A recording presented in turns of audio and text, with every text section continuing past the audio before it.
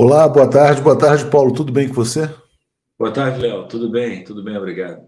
Tudo em paz. Vamos lá para mais uma conversa quinzenal, como a gente tem feito já há um bom tempo, avaliando aí o cenário brasileiro e internacional.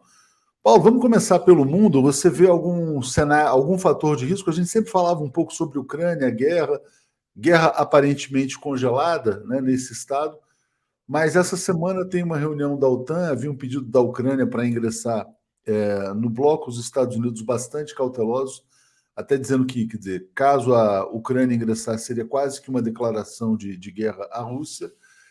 Mas a gente está naquele momento, naquela situação de um impasse sem solução aparente. Como é que você está vendo esse contexto? Bem, assunto complexo. O Biden tem razão em dizer que a entrada da Ucrânia na OTAN é extremamente arriscada, porque seria algo sem precedentes a entrada de um membro numa aliança militar no meio de uma guerra em que esse membro está envolvido. Ora, como a OTAN garante a intervenção em defesa de qualquer membro que seja agredido ou que tenha guerra em seu território, automaticamente significa guerra com a Rússia. Da OTAN com a Rússia, duas potências nucleares, os Estados Unidos de um lado e a Rússia de outro. Eu escrevi um artigo recentemente, que vocês também publicaram, chamado Catástrofe Nuclear, ponto de interrogação. Porque com o prolongamento da guerra, com o congelamento do conflito, aumentam os riscos de um cenário extremo, de uma guerra nuclear entre duas potências, Estados Unidos e Rússia, né? Então, eu vejo com muita preocupação o principal risco que nós corremos. A guerra congelou com notícias cada vez mais claras de que o predomínio na guerra, mais ou menos congelada, é da Rússia em face do insucesso aparente. Eu digo aparente porque a gente não sabe direito, né? As informações são muito contraditórias, mas indicações predominam de que a contraofensiva ucrânia não está rendendo os resultados que o Ocidente esperava. Então, nós temos aí uma situação muito ruim, muito problemática, que ameaça, no limite, todos nós, a humanidade inteira, né? Exatamente. Ô Paulo, nesse quadro, qual a sua expectativa para a reunião dos BRICS no mês de agosto na África do Sul, né? Porque tem muitos países pedindo para aderir ao bloco, muitos pedindo para pelo menos participar do Banco dos BRICS, se não puderem ser membros plenos. Mas parece que vai ser uma reunião bastante forte, né? Concordo. Então, dependendo do que acontecer, pode se revelar como a cúpula mais importante dos BRICS em muito tempo, né?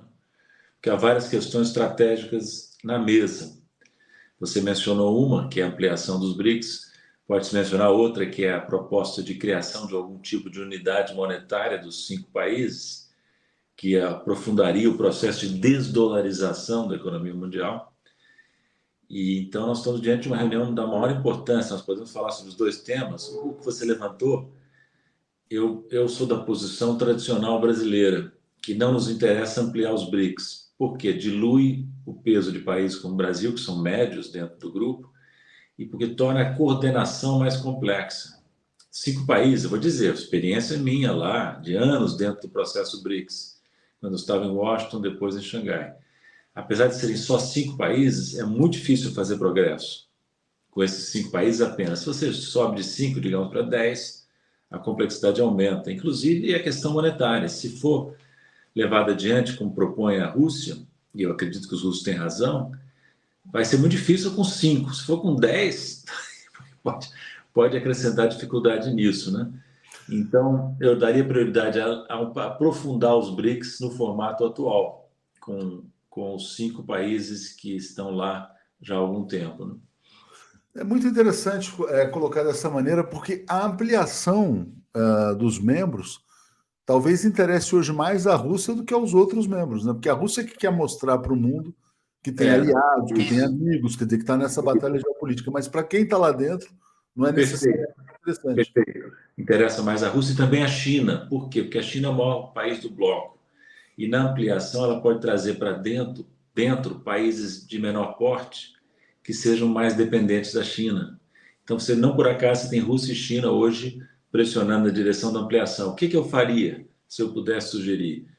O que você mencionou, a Dilma está fazendo isso, abrir o Banco dos BRICS a países interessados, número 1. Número 2, consolidar e e normatizar o formato BRICS Plus, que é um formato que vem sendo usado há muitos anos, que torna países não membros dos BRICS capazes de participar de processos ligados aos BRICS. Fazer isso de maneira ordenada, né? E acho que isso pode ser feito. Por exemplo, o Brasil, em 2014, levou a que todos os países da América do Sul viessem a Fortaleza para participarem de uma reunião com os BRICS. Foi um sucesso. A África do Sul costuma fazer o mesmo no âmbito da África sul-saariana. E, de repente, a gente consegue formalizar esse processo, então alcança dois objetivos: o objetivo político da Rússia e o nosso objetivo de não diluir e dificultar a coordenação dos cinco, com acréscimos de novos membros. Né? Exatamente. Paulo, você mencionou a desdolarização. Hoje a gente publicou também uma matéria interessante de vários países estarem aumentando as suas reservas em ouro, né? E retirando também dos países centrais do bloco ocidental. O medo de que as reservas venham a ser confiscadas. Na verdade, era uma matéria aprofundada da Reuters sobre essa movimentação das reservas. Né? Ouro tem dois inconvenientes: é menos líquido e tem uma flutuação de preço muito acentuada. Então, o ouro é apenas um paliativo para um problema maior, que é a dependência do sistema internacional de uma única, ou principalmente de uma única moeda fiduciária, administrada politicamente pelo seu emissor, que são os Estados Unidos, entende? Então, eu vejo com mais simpatia a ideia de criar uma unidade de conta, primeiro, nova, que envolvesse os 5 países fortes, que são os BRICS, principalmente os 4 grandes, né?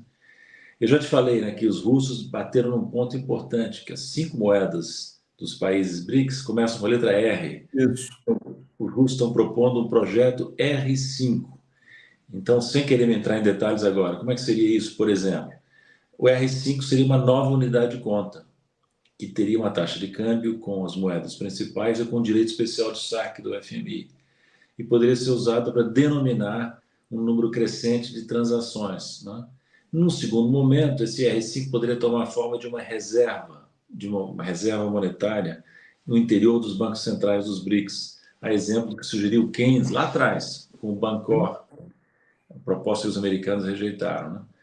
Então, é complexo, é lento, é difícil, os BRICS vão ter que se empenhar muito, mas por que não? Por que não agora, nessa cúpula, os líderes assinarem um documento dizendo: pedimos a nosso ministro de Finanças que examinem a viabilidade de uma nova unidade monetária, de ajudar no processo de desdolarização e voltar a relatar os seus resultados a nós na próxima cúpula.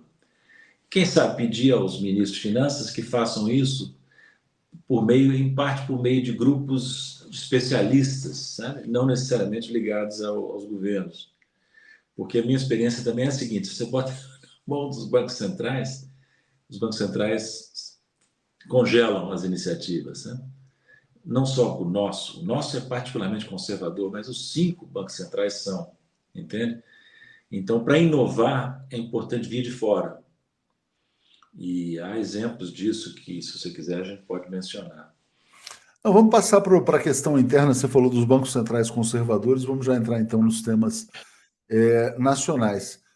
Paulo, não sei se você concorda, havia um clima de uma certa preocupação com o governo Lula na economia no começo do ano, e parece que a gente está quase passando por um clima de um excesso de otimismo, de confiança, de euforia. Qual que é a leitura que você está fazendo do quadro?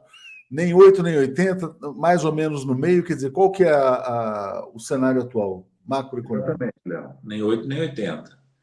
Ou seja, comemorar, sim, mas com medimento. Por exemplo, a reforma tributária. Ela foi um sucesso para o governo Lula? Foi.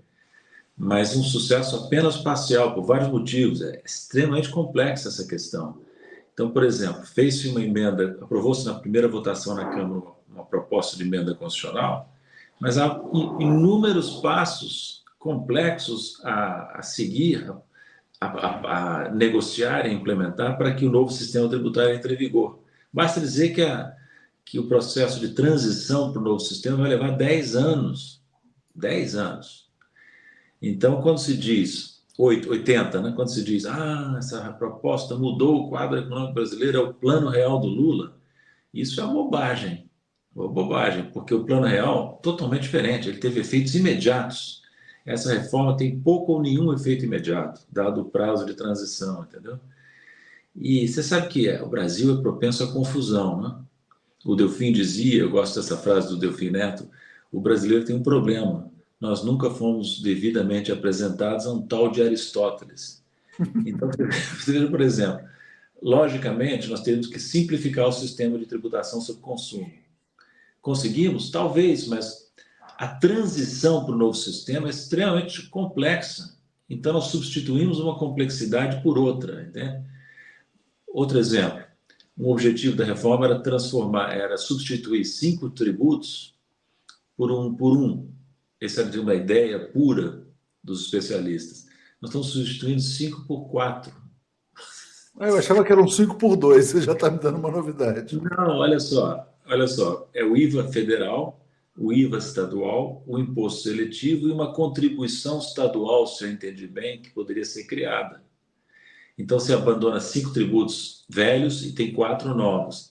Olha, como dizia o meu grande amigo, grande tributarista, Osíris Lopes Filho, que infelizmente morreu cedo, imposto bom é imposto velho. Porque cada imposto novo que você cria, você tem que criar toda uma sistemática de aplicação desse novo imposto, perdendo a experiência administrativa e de implementação dos velhos. Então, eu não estou dizendo que a reforma foi nula, não. Ela simplifica, de fato, no momento em que o novo imposto, que o novo sistema estiver em vigor. Mas não vão ficar, como você diz, né? Não é 80, também não é 8, dizer assim, não valeu a pena, foi uma perda total de tempo. Não.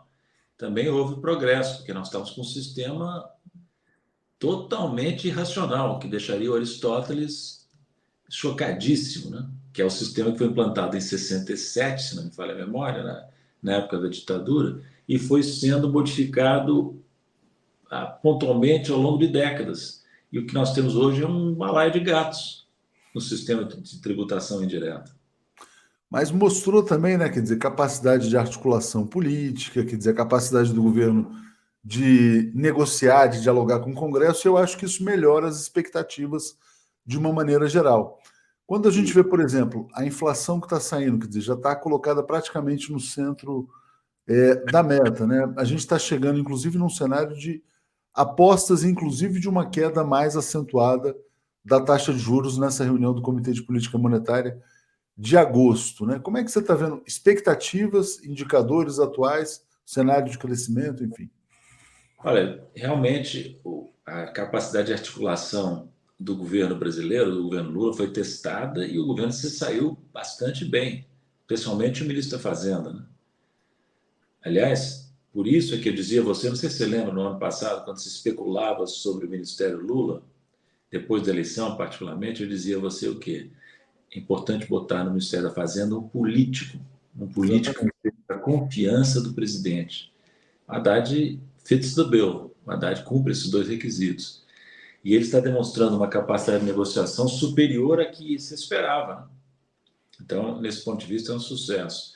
Quanto à inflação, de fato, sei como os economistas não podem ser arrogantes. Eu me estou incluindo nisso, nessa crítica, nessa autocrítica. Os economistas, na verdade, têm uma capacidade de previsão muito mais limitada do que se pensa. E os economistas mais ligados ao mercado financeiro, à consultoria, vivem vendendo gato por lebre, vendendo previsões que eles não têm condições de garantir, entende? Então, nós previmos errado a taxa de inflação, previmos errado a taxa de crescimento do PIB, e, e o Lula está entregando, em parte por as suas ações, em parte por coisas que não dependem do governo, resultados macroeconômicos bem melhores do que o esperado, né? Tanto que, por exemplo, você lembra que nós comentávamos, o próprio Lula falou em janeiro, eu apoiei que seria melhor elevar a taxa de inflação, a meta de inflação. Hoje essa preocupação é menos relevante, porque a taxa de inflação corrente convergiu para o intervalo em que a meta é cumprida. E talvez a meta seja até cumprida em 2023, contrariando as nossas expectativas. Agora, como interpretar? É mérito do Banco Central? Não tanto, né? Porque o que aconteceu foram choques de oferta exógenos e administrados pelo governo que reduziram a taxa de inflação corrente e afetaram as expectativas de inflação de curto prazo. No meu entender, é isso. Não, é interessante você falar, porque algumas pessoas começaram a construir o discurso. Veja bem, o governo Lula então está surfando na competência do Banco Central. Na verdade, o que aconteceu, o Banco Central que está se beneficiando das medidas tomadas pelo governo, né? Quando a gente É, pega o que aconteceu na Petrobras, por exemplo, redução de preços, isso. mudança É. da política de preços administrados, como você mencionou, o grosso da queda da inflação pode ser atribuído a decisões do presidente Lula? Há decisões do presidente, do governo e também há fatores exógenos, como a super safra, né? Efeitos internacionais, quedas de preços de commodities relevantes. O banco, eu vou dizer a você, não quero dar a impressão de que eu esteja implicando com o Banco Central, mas a verdade é a seguinte: essas melhoras, a minha opinião é a seguinte: essa melhora macroeconômica ocorreu apesar do Banco Central, que o Banco Central manteve até agora a taxa de juro muito alta. Vou dizer mais, as pessoas não notam, Léo, mas o Roberto Campos Neto aumentou a taxa de juro nos últimos meses, porque ele manteve a taxa nominal nas alturas quando as expectativas de inflação estão caindo. Então, a taxa real de juro, a taxa real ex ante, aumentou. E essa é a variável relevante, mais do que a taxa nominal, entende? Então, o Banco Central, espero que o Banco Central atrapalhe menos. Vamos ver se eu vou errar, como os outros economistas, de novo, né? Eu acredito que enquanto o Roberto Campos Neto estiver lá, as mudanças na taxa de juros serão too little, too late, Uhum. poucas e tardias, sabe? Mas vamos ver. Você disse que os mercados já estão esperando uma redução mais expressiva. O que seria uma É, redução mais na verdade é o seguinte, quer dizer, porque antes o consenso era 0,25, já está se falando em meio ponto, mas também é pouco, né? Mesmo que seja meio ponto, né? Também é pouco. Você está liderando o campeonato mundial de juros por margem confortável. E é importante lembrar por que a taxa de juro alta é ruim para a economia. Não só porque atrapalha o crescimento e a geração de emprego, mas também porque desequilibra as finanças públicas, volto a dizer, aumenta o custo da dívida e, portanto, o componente financeiro do déficit. Aí os economistas da Faria Lima não dizem, olha o risco fiscal. Eu vou dizer a você com toda a ênfase, a maior fonte de risco fiscal no Brasil hoje é a política de juros do Banco Central. E, por último, ao fazer juros altos, o Banco Central faz o quê? Transfere renda para os setores mais ricos da sociedade. Ou seja, é uma beleza, né? Atrapalha o crescimento, desequilibra as finanças públicas e concentra a renda nacional. Quem é que tem títulos públicos, federais e outros? Uma minoria rica da população brasileira e alguns estrangeiros. E criando, inclusive, o que o Lindbergh Farias, deputado, falou, um problema político, né? Porque você vai aumentando a classe de rentistas de interesses contrários à queda da taxa de juros, né? Inclusive setores da classe média alta que passam a se beneficiar, que passam a ter uma renda que não provém do trabalho, né, Paulo? Sem dúvida. Nós estamos vivendo isso há décadas. E o Roberto Campos Neto está acentuando isso. É uma financiarização da economia. Um crescimento do peso relativo de finanças e rentistas na economia e um declínio da participação e da influência de setores produtivos que geram crescimento, renda, emprego, renda não financeira, emprego, entende? É a receita para a estagnação e para a continuação do subdesenvolvimento. Por isso eu digo, agora no capítulo 8, para voltar àquela sua metáfora 880, dificilmente o governo Lula vai sair, vai tirar o Brasil dessa crise de que já dura 10 anos, dessa estagnação que já dura 10 anos, seguindo políticas que sejam aplaudidas pela Faria Lima. Porque essas políticas aplaudidas pela Faria Lima deixam a economia no fundo do poço, em termos de capacidade de crescer, de desconcentrar renda. Então, não vai fazer omelete sem quebrar ovo. Esse esquema de surfar numa relação cordial com os interesses financeiros, cientistas, tem um horizonte curto, no meu entender, sabe?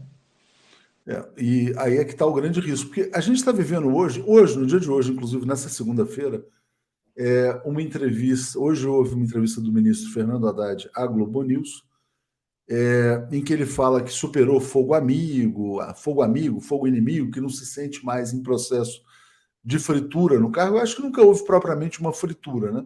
Mas ele recebia mais críticas do que tem recebido. Você acha que há um risco de uma certa embriaguez com esse relativo sucesso, de achar que está tudo bem, vamos ficar por aí? Quer dizer, como é que você vê os riscos de um conformismo com, não diria um médio, já que os indicadores foram melhores, mas um conformismo com desempenho mediano da economia brasileira? Acho que esse risco é importante. O ministro Haddad já passou por momentos mais difíceis. Não digo que ele tenha sofrido fritura, mas ele já teve posição muito mais difícil. Ele cresceu muito nos meses recentes, está de parabéns. Porque lembra, além da reforma tributária, ele conseguiu aprovar na Câmara e depois no Senado o arcabouço fiscal, que ainda volta para a Câmara mais uma vez. E sexta-feira conseguiu aprovar uma mudança parcial do CARF, do Conselho Administrativo de Recursos Fiscais. Não é pouca coisa, né? Então, mesmo aqueles que fizeram críticas ao Haddad, eu mesmo estive entre eles, fogo amigo, e nunca querendo torcer contra, nada disso, mas mesmo aqueles que, como eu, fizeram fogo amigo, tem que reconhecer que o Haddad está indo melhor do que o esperado. Claro. O que eu tenho que me perguntar, eu e outros críticos, será que o caminho da conciliação com os interesses estabelecidos não tem mais fôlego do que nós pensávamos, nós críticos pensávamos? Eu diria que, a julgar pelo que aconteceu no primeiro semestre, nesse iníciozinho do segundo, a resposta a essa pergunta é sim, tem mais fôlego. E esse é o estilo do Lula, né? O Haddad está reproduzindo na área dele. Não é a confrontação, é a conciliação. Conciliação de classes, como diriam os críticos marxistas. Né? Essa conciliação de classes gera algum resultado, né? Mas limitado. Por exemplo, a reforma tributária, quem beneficia, Léo? Claro. Fundamentalmente as grandes empresas brasileiras, que operam em escala nacional. Fundamentalmente é essas. Então, não se toca na questão da distribuição da tributação em termos de classes, em termos de níveis de renda. Isso ficou para depois. Espero que não seja na volta a gente compra, né? A gente tinha falado exatamente isso, porque essa reforma ela tem apoio da Fiesp, da CNI, da Confederação Nacional dos Transportes, do Comércio, etc. e tal, mas ela não toca propriamente na distribuição de renda. O Haddad disse hoje, olha, que o governo não vai aguardar o fim da tramitação da reforma tributária para enviar a segunda fase.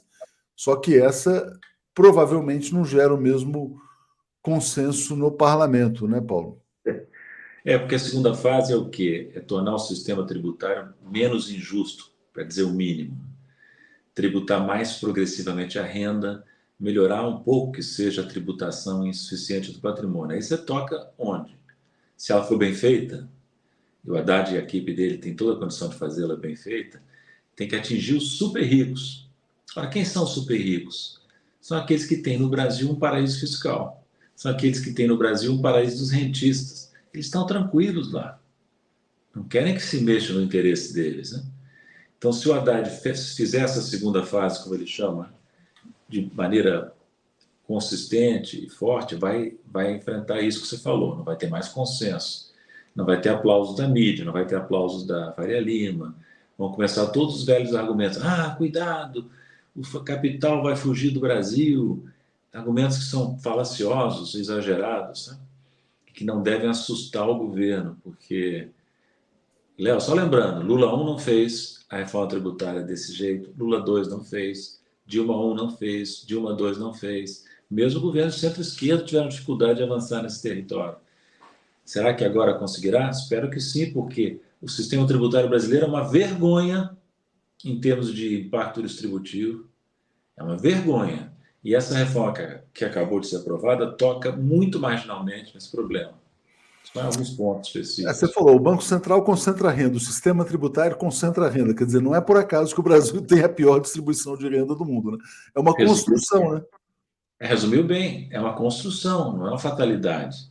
É uma construção que conta com o apoio de todos os economistas. Eu só pergunto uma coisinha, não quero parecer assim muito negativo, mas por que a esquerda, que às vezes aplaude acriticamente o governo, a esquerda petista e não petista, aplaude, né?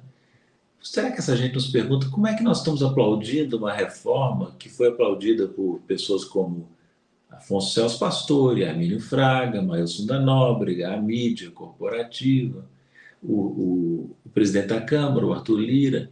O que houve?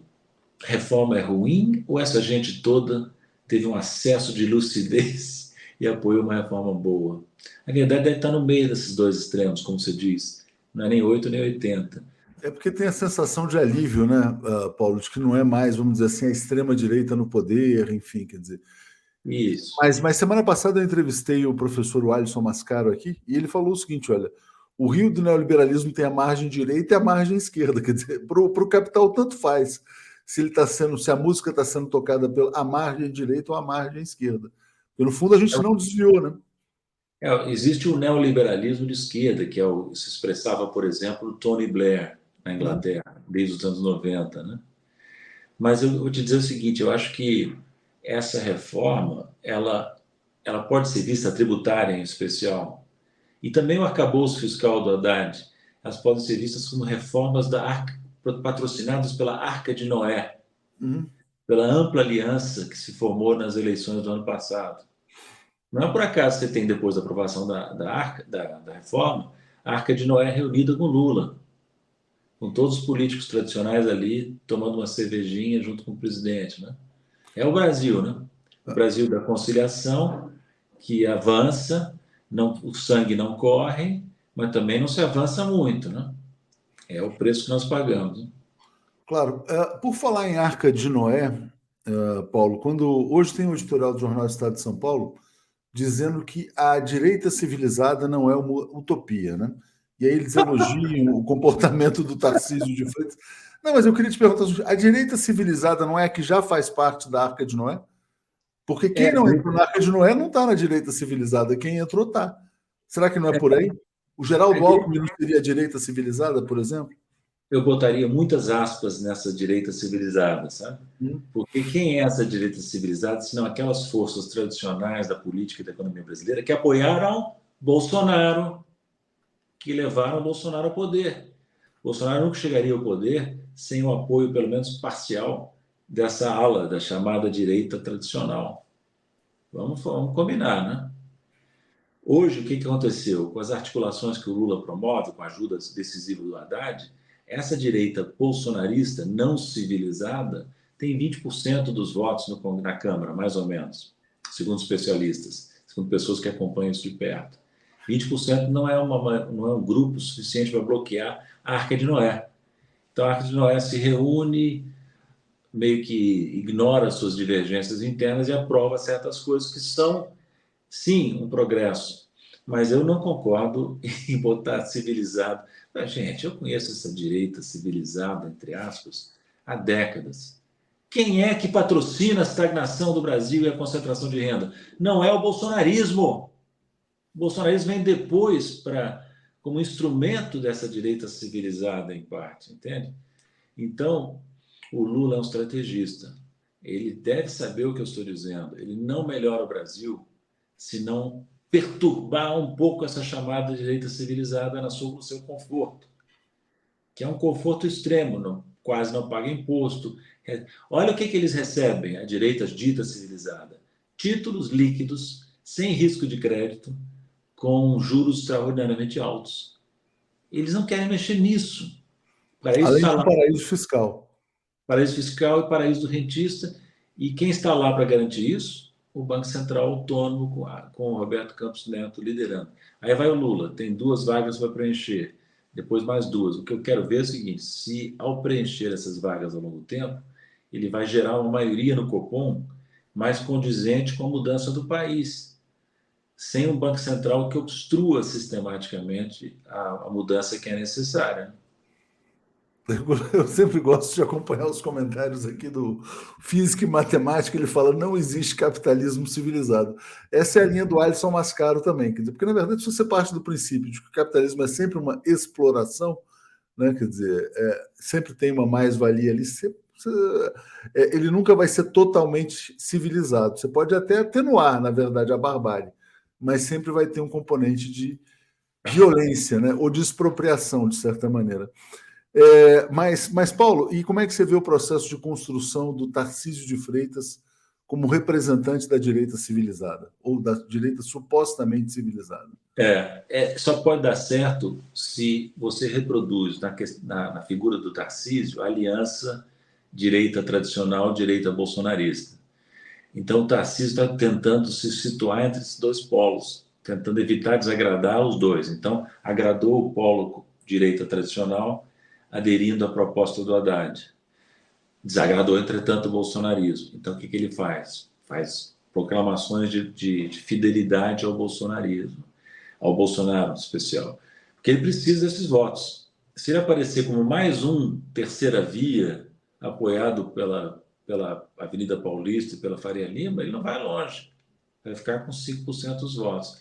A única chance da direita mais empedernida, que inclui uma parte da tradicional e uma parte do bolsonarismo, ou todo o bolsonarismo, é esse: arranjar alguém que faça uma avaliação, uma união abrangente da direita, entende? Para enfrentar o candidato que vai ser o Lula, espero, em 2026, né? Se ele tiver saúde. Exatamente.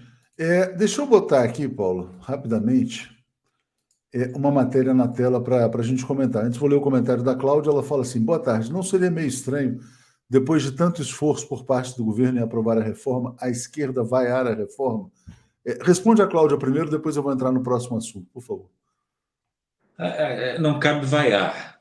Eu não estou, por exemplo, eu não estou aqui vaiando, eu estou apenas chamando a atenção para o fato de que entre a vaia e o aplauso frenético existe um meio termo que é mais condizente com a realidade dessa reforma, que faz alguns avanços, mas tem muitos problemas e lacunas. Por exemplo, Léo, idealmente o IVA seria um imposto que teria uma grande abrangência, não? Mas o número de exceções que foi incorporado na reforma é tão grande que o IVA ficou uma colcha de retalhos. Tem vários setores isentos, vários setores com redução da alíquota, entende? Então, por que você fez o IVA? Para acabar com a colcha de retalhos da tributação indireta anterior. Aí entrou no lugar uma nova colcha de retalhos. Por isso que eu digo que Aristóteles dá voltas no túmulo. Então não se trata, Cláudio, nem de vaiar, nem de aplaudir freneticamente, mas de avaliar. Aliás, vou te dizer, Léo, deixa eu fazer uma ressalva que eu devia ter dito no início. É tão complexa essa reforma tributária que não dá para fazer uma avaliação definitiva agora. Tem tanta lacuna que não dá para fazer uma avaliação definitiva agora. Então, nós temos que ter um cuidado na avaliação desse tema tão importante. Perfeito. Deixa eu botar aqui, então, a matéria que eu queria ouvir você a respeito, essa aqui, ó. Da entrevista do Haddad de hoje também. Haddad lamenta a década trágica, que o Brasil sofreu, de fato, foi uma década trágica, e afirma que a marca de Lula 3 será a transição ecológica. A gente já falou em outras oportunidades aqui, Paulo, eu sei que você tem várias dúvidas, né, sobre o que vem a ser essa transição ecológica na economia, o seu impacto, né, em relação ao desenvolvimento.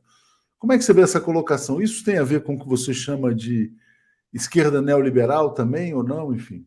Não diria isso, porque a questão ecológica é uma questão central no século XXI. E o Brasil vai ter que participar disso. O Lula tem dito, agora o Haddad disse outra vez, de outra maneira, né? Agora, é que, de novo, a transição ecológica não resolve o problema do desenvolvimento econômico e social. Cuidar do meio ambiente é importante, mas tem que cuidar das pessoas, especialmente os mais pobres. Por exemplo, um dilema. Na Amazônia, tem lá quantos milhões de brasileiros? Acho que 25, 27, sei lá. Não me lembro agora. Você vai transformar a Amazônia num paraíso, num santuário para receber aplausos do resto do mundo, ou vai dar oportunidades para os brasileiros que lá vivem, nessa imensa parte do território? Vai ter que dar oportunidades a eles compatíveis com uma transição ecológica, para usar a expressão do Haddad. Então, sou a favor dessa declaração do Haddad, mas acrescento algumas considerações adicionais, né? Veja você, esse tipo do tema, Léo, olha só, que agrada a modernidade, né? Porque todo mundo é a favor da proteção do planeta, exceto Claro. a ala obscurantista da extrema-direita. Então, é uma forma conveniente, é sempre o movimento que faz o Haddad, né? Ele tenta abarcar medidas que tragam a Arca de Noé para o lado dele. Eu compreendo, mas é importante entender que é isso que ele está fazendo, né? Mas não necessariamente você falou que a transição ecológica, na verdade, o tema ecológico agrada a todos, mas o tema do desenvolvimento não necessariamente, né?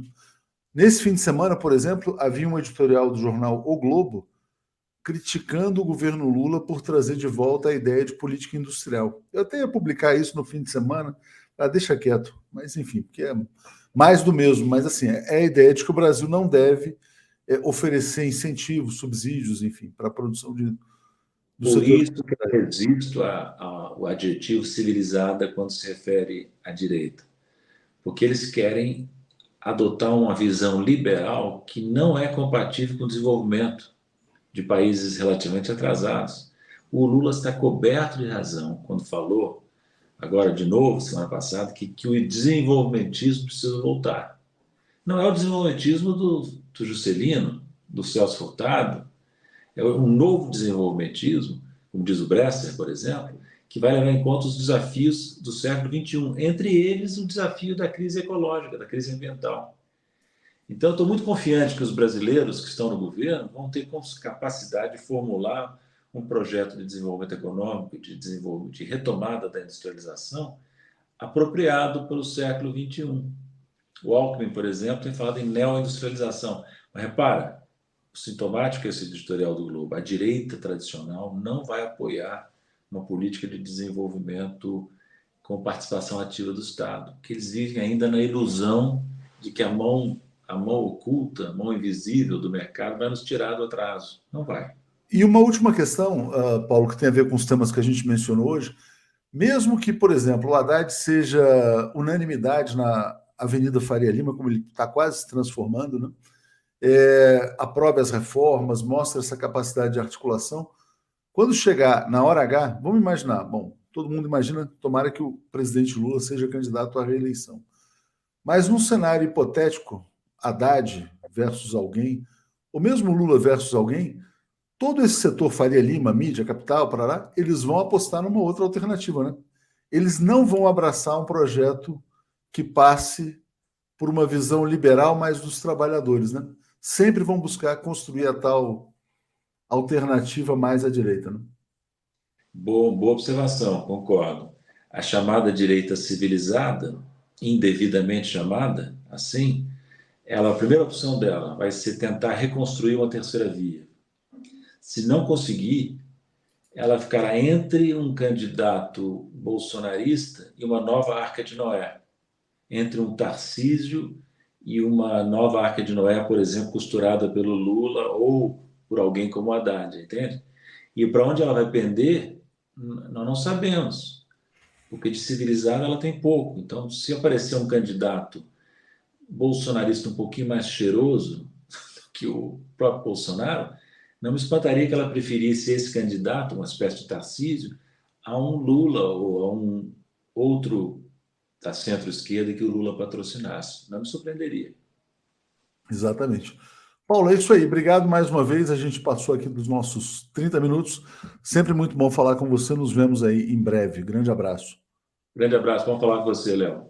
Valeu. Obrigado.